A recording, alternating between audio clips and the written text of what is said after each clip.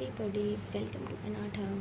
Today's our topic is ansa cervicalis. This is basically a nerve loop in our neck region. जो अपना neck नहीं होता उसके अंदर साइड में आपको एक nerve का loop बना हुआ दिखाई देता है ना, तो उसको बोलते हैं ansa cervicalis.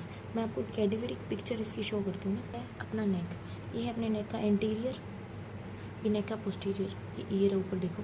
तो अपने इस रीजन में ये जैसे अपनी वो मसल है स्टेनोक्लेडोमास्टोइड, इसके ऊपर से आपको दो नर्व ऐसे दिखेगी एंड देन ये लूप फॉर्म कर रही है और उसके आगे एक. तो ये जो स्ट्रक्चर है वो एंसा सर्वाइकलिस है. इसकी क्या काम है और ये क्या करती है ये अपने बेसिकली अब पढ़ेंगे, है ना. तो एंसा सर्वाइकलिस, इसका ये कैसे बनती है या फिर कहाँ प्रेजेंट होती है. जो कैरोटिड शीथ है, कैरोटिड शीथ की एंटीरियरली प्रेजेंट होती है. कैरोटिड शीथ की एंटीरियर है ना. एंड ये जो लैरिंग्स है, lower part of the larynx के बिहाइंड प्रेजेंट होती है and present at the lower part of the larynx, है ना. Lower part of the larynx, है ना. अब इसकी बात करते हैं अपने फंक्शन की.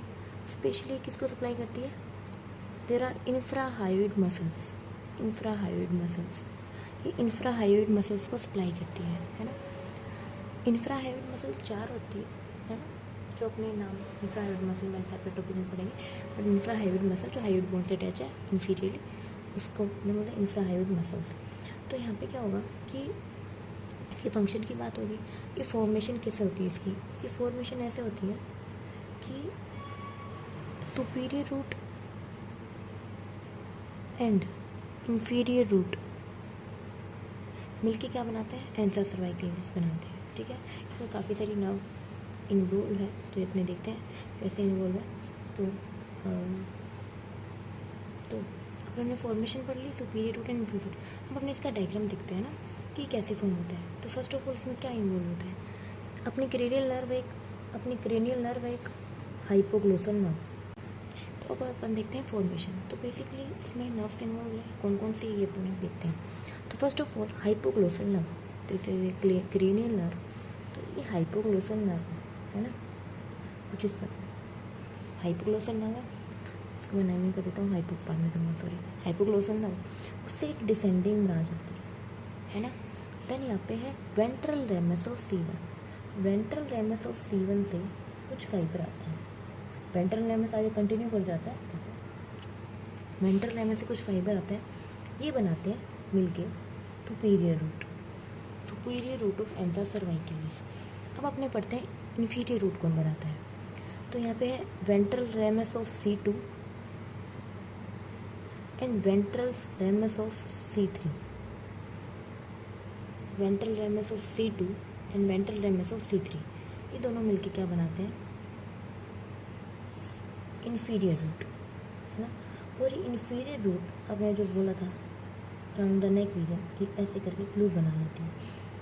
ठीक है, सुपीरियर रूट आने से पहले एक ब्रांच दे जाती है, ये भी यहाँ पे ये देती है और यहाँ पे दो ऐसे एट द जॉइनिंग पॉइंट यहाँ पे ब्रांच देती है. ठीक है, और इसमें क्या, अब अपने इसकी बेसिक से नेमिंग करते हैं.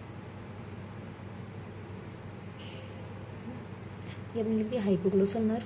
ठीक है, दिस वन इज वेंट्रल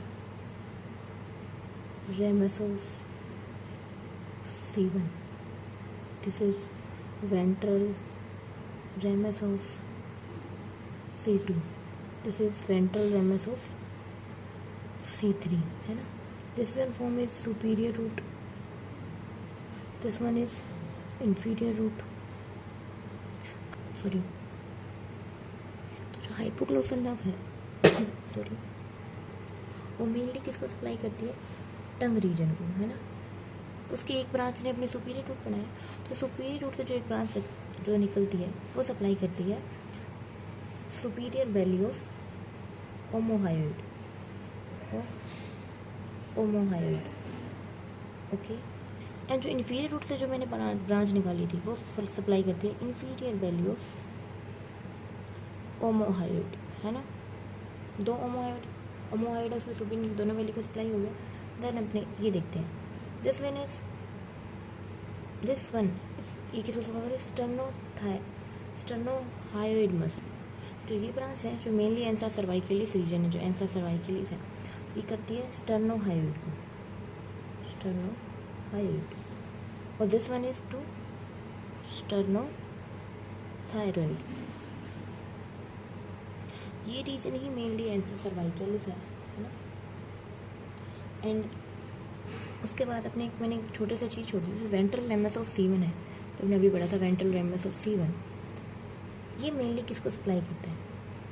अपने ध्यान से देखो तो जो मसल ऑफ इंफ्राहायोइड 4 मसल होती है, जिसमें से 2 यहाँ पे सप्लाई होगी, जिस वन इज स्टेनोहायोइड स्टेनोथायरॉइड। बाकी जो 2 बची हुई मसल होती है ना, उसको ये सप्लाई करता है, जीनोहायोइड एंड थायरोहायोइड करके मसल है 2, उनको ये सप्लाई करता है ना। और बेसिक सी इसकी क्लिनिकल इतना खास है नहीं, बट एक छोटी सी बात की क्लिनिकल के अंदर अपनी बात करें तो इसमें क्लिनिकल में एक छोटी सी बात आती है कि नर्व ग्राफ्टिंग में इसका यूज होता है, नर्व ग्राफ्टिंग, तो कई बार कहीं भी मेंशन होगा भी, so this is not as important as. Okay, thank you.